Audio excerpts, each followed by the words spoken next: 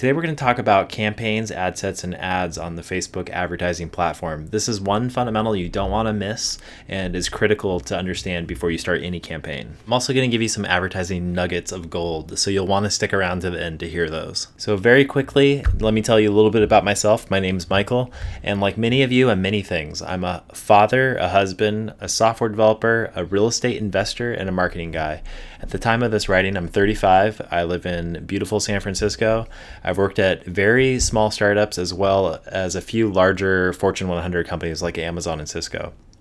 I'm really passionate about combining my knowledge of these different industries such as real estate, marketing, and data analysis to help generate leads and grow businesses of all sizes.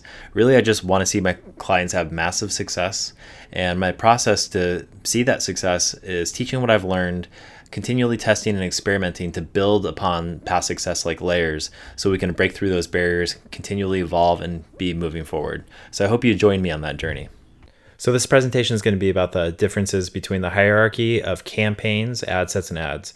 We'll walk through each of those so you can see them demonstrated. We'll do that in the Power Editor, and then I'll finish with a few key points to think about.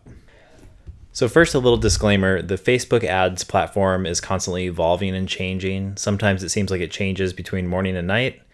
This is mostly good for advertisers, but don't be surprised by the time you see this video if it looks a little different. I don't imagine that the fundamental concept of campaigns should change that much, but you never know. So why is this important? Understanding the ad campaign structure is a basic fundamental that you'll want to know to advertise effectively on Facebook. Without it, you're going to lack control over the spend, budget, and effective delivery of your campaigns.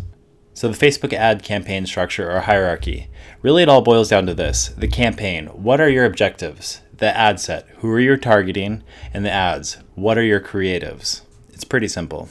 So here's a diagram of that flow. So this would be the campaign ad sets, which are sets of ads, and then your ads that live within those ad sets. So now let's look at the campaign and go into a little bit more detail. Basically, there's two things we're doing here. We're setting our objectives, and we're going to tell Facebook how we're going to buy those ad slots. So as far as objectives, that's basically just what are you trying to do? And there's three objectives that you can choose from that have subcategories. Conversions being my favorite, where you're trying to drive someone to do something. So maybe you're trying to drive someone to your website and you can tell Facebook what that conversion is. So maybe I'm collecting email addresses. Another one might be awareness, where you're just trying to generate interest in your brand and get people to download the app or shop. And finally, there's one called consideration, where you're encouraging people to buy your product or service or send traffic at your website, just get engagement on your video views, or do lead generation. Buying is how are you buying your ad slots? This is almost always auction. With the campaigns that I've set up recently, auction's the only option that you can choose from, and that's what it sounds like. So when you set your budget, when your ad goes up against someone else, Facebook puts you behind the scenes into an auction, and may the highest bidder win in most cases. So Facebook will dynamically control the auction bidding for you. And that's it. So here when you set up a new campaign, this is what it's going to look like. You can see it says create campaign.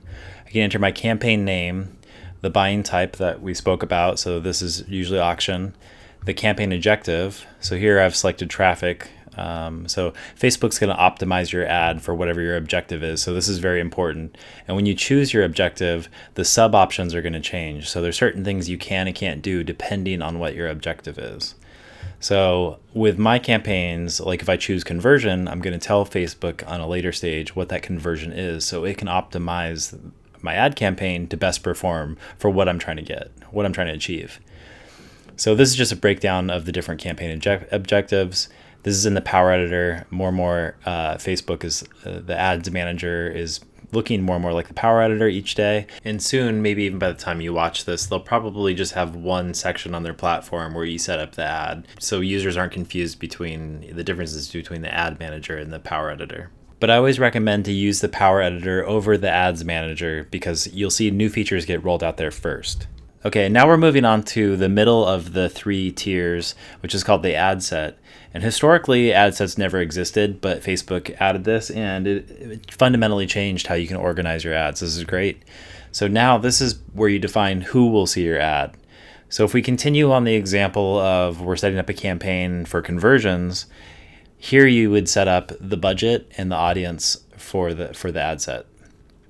So a single ad set can be thought of as a bucket to hold multiple ads with similar objectives but different creatives. So one ad set might be that you're targeting a younger demographic, like 18 to 25-year-olds in a certain city. And then another ad set might be you're targeting 25 to 50-year-olds in another city. So you can basically split up your objectives into buckets of different demographics. So what you'll find is the ad set level is critically important. It allows you to separate your different audiences.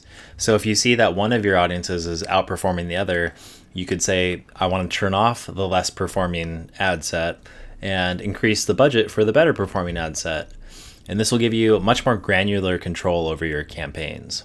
So let's look at an ad set example.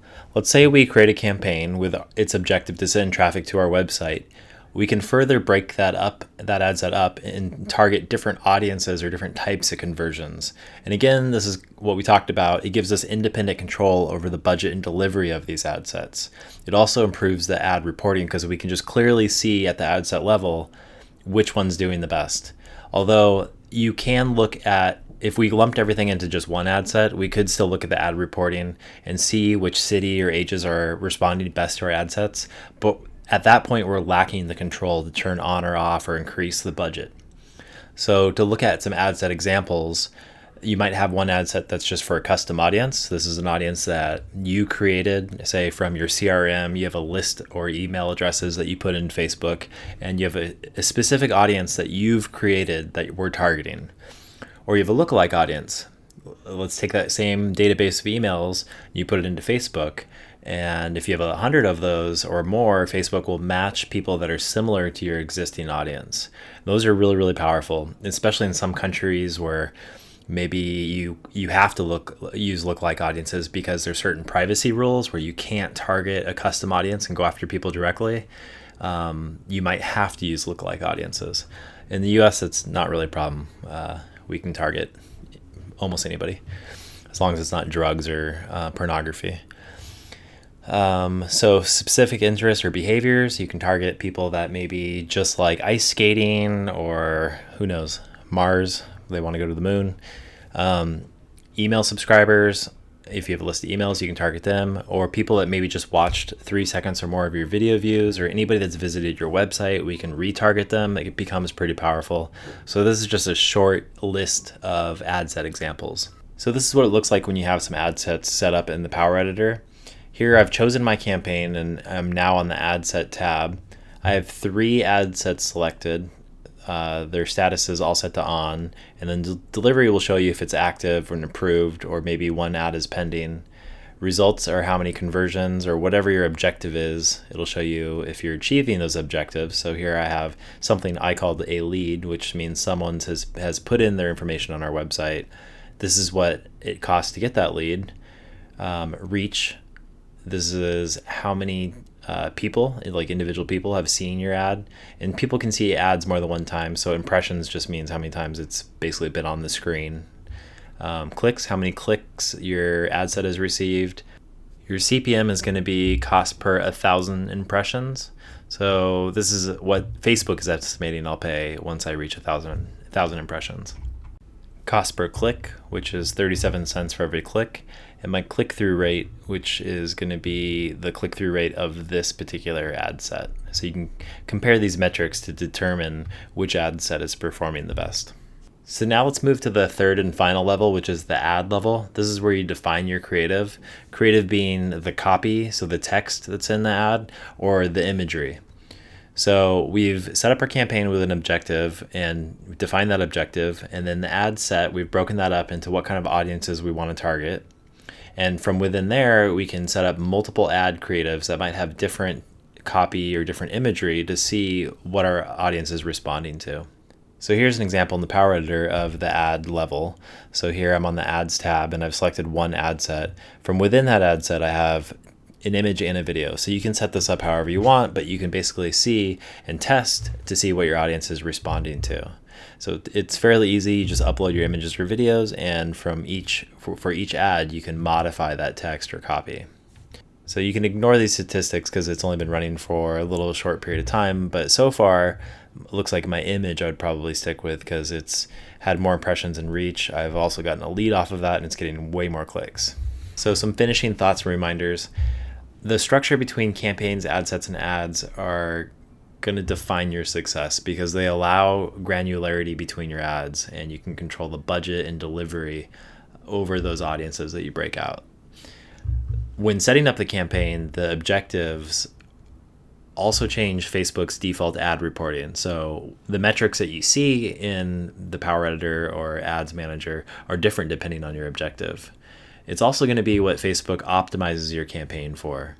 So just be careful that you're choosing the correct objective for what your goals are. So use this structure to your advantage for split testing. Set up lots of ads and see how those perform against each other.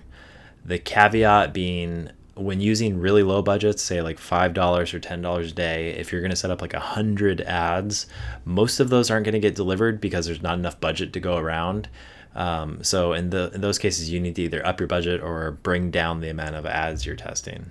There are tools like AdExpresso or Quaya, which is QWAYA, that you can use for split testing it basically builds off the Facebook API, so you can do almost everything you can do in Facebook plus a lot more, and that can be really helpful. But Facebook is becoming better and better at doing split testing just natively in the Facebook advertising platform. So for me, I stick to that, but AdExpresso, both of those options that I provided are also really nice and worth giving a look, and I have no affiliation to either of them.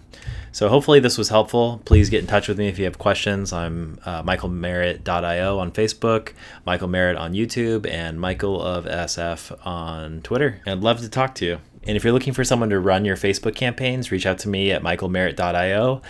Fill out the contact form there and I'll get back to you. Also, if you find this helpful, definitely subscribe to my channel. I'll be releasing more videos, and leave any questions or comments in the comment fields below. Thanks.